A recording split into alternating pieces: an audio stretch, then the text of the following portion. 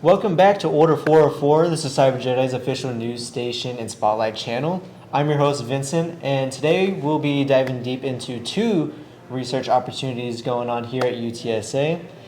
Each of them are leading unique projects that explore different sides of cybersecurity in terms of like cyber defense and warfare.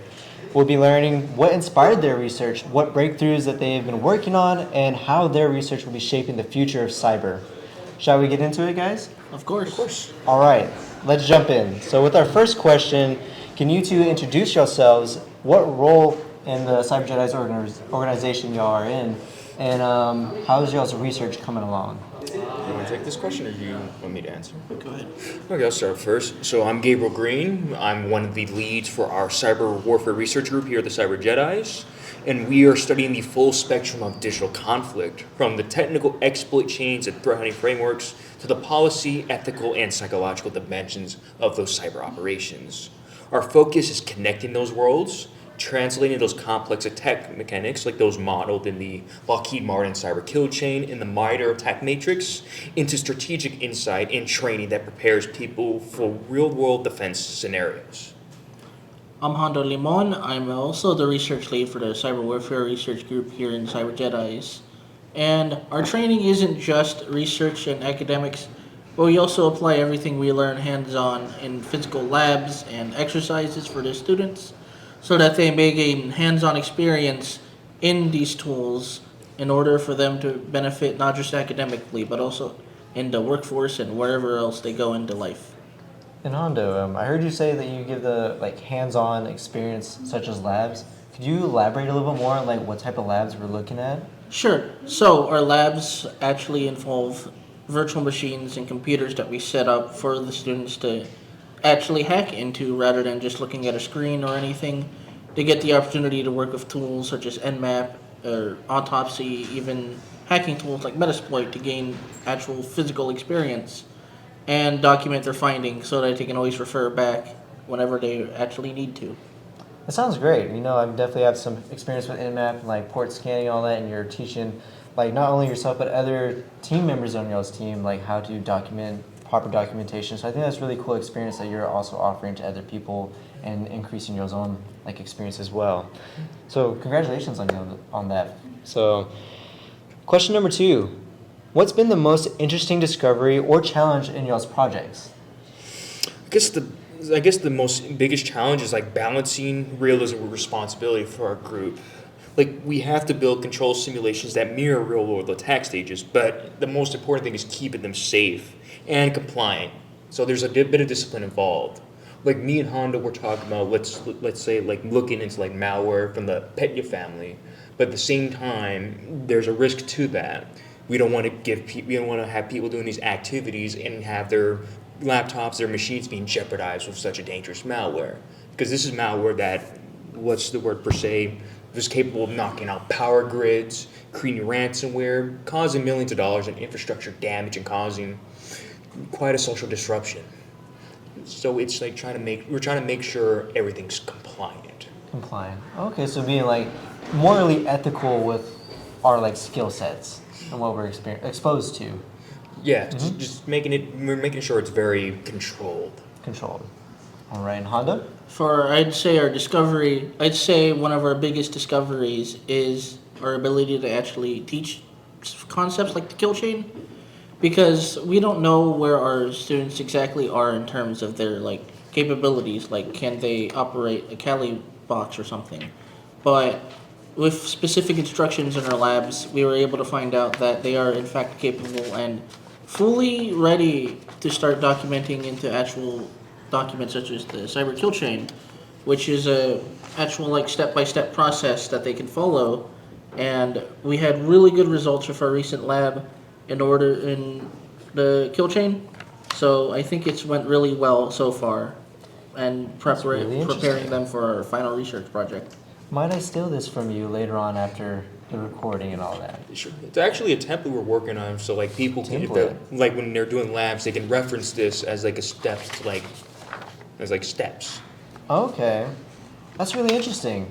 It's amazing that you are This is our prototype version as well. We have a better version as well that we presented last week, so we can get that one for you as well. Awesome. All right. And then our third question. How does your research connect to the real-world cybersecurity issues we face today? Oh boy, that is actually a very good question because everything we do reflects what is happening globally. From state-sponsored APTs to ransomware targeting infrastructure, those same phases repeat. The reconnaissance, weaponization, delivery, and so on.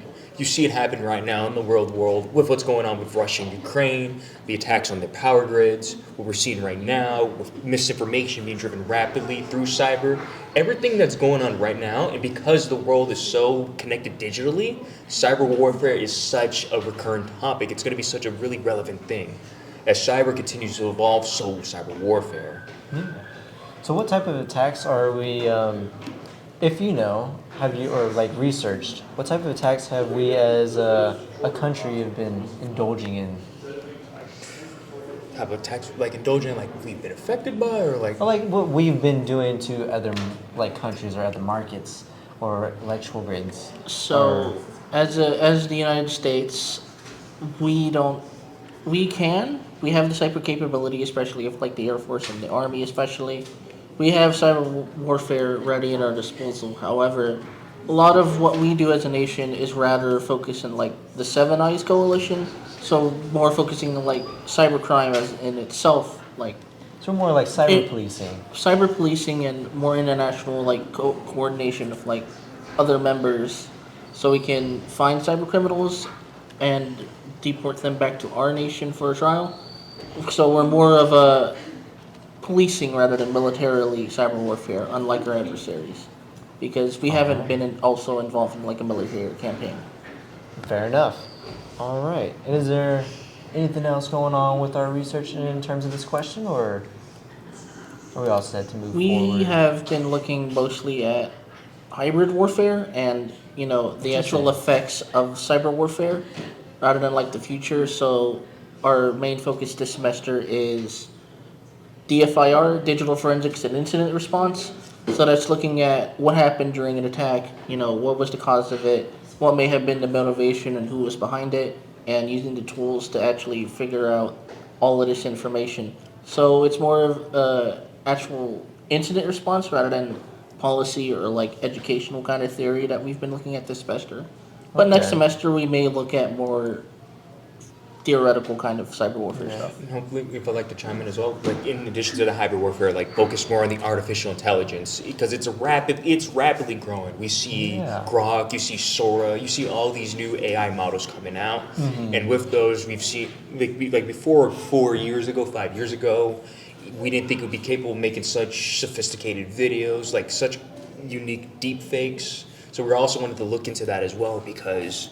Yeah, I found that very interesting. Like last episode, as you already know, we were talking about quantum computing. That was definitely something of my piquing my interest. Is like, have we seen AI being used in cyber warfare? And that was a great segue. I'm glad you brought that up, by the way. Yeah, we were definitely going to look into it because more and more with how prevalent social media is and how prevalent people get their information from that, AI can be used especially on there to create misinformation, such a dangerous amount of it too. From videos that are so hard to distinguish between real and fake, it's something that we want to tackle on because I feel like it's such, with how big AI has become, and people need to learn, people need to be educated about it and be able to distinguish it.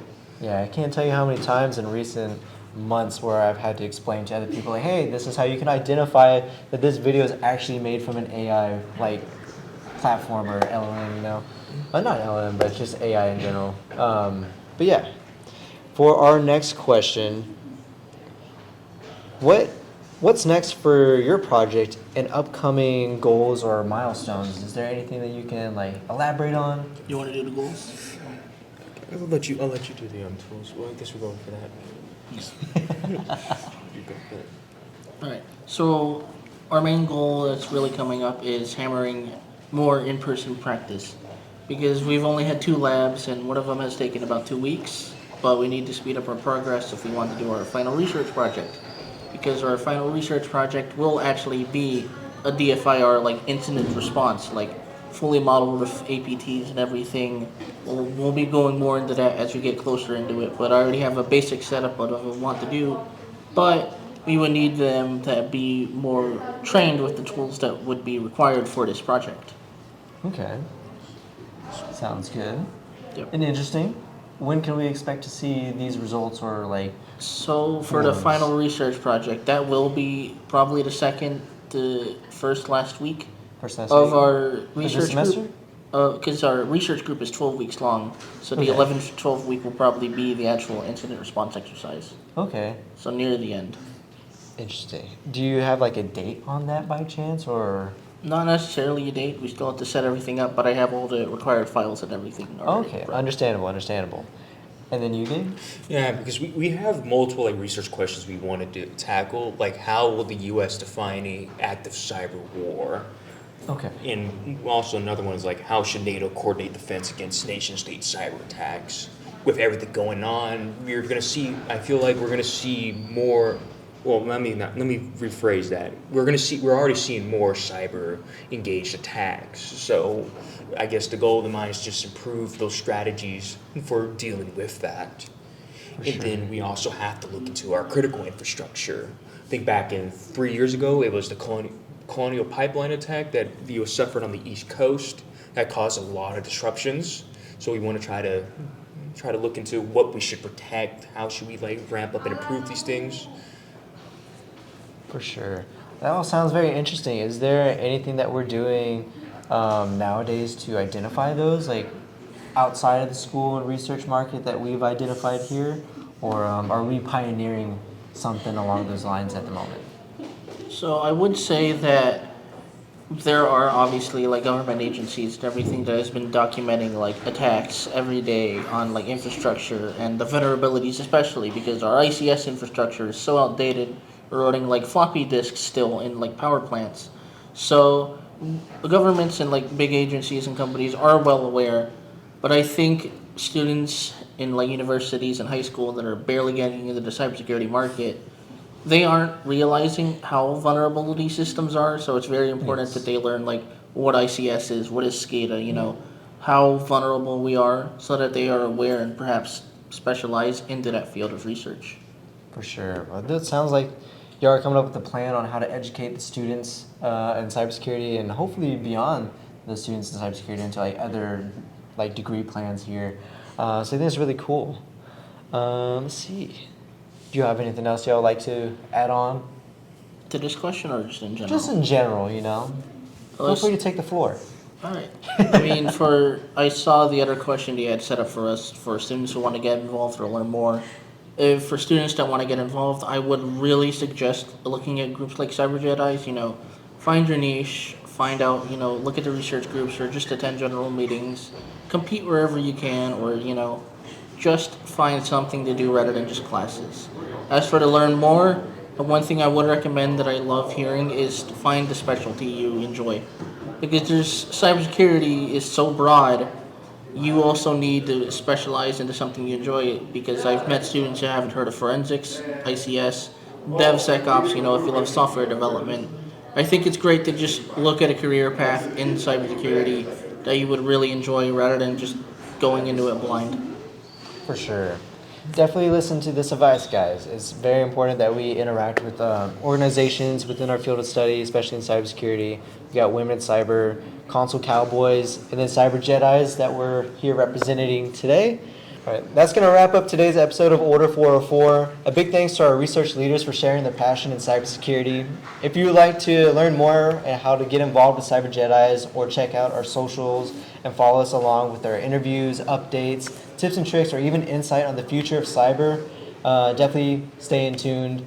But until next time, may the source be with you. All right.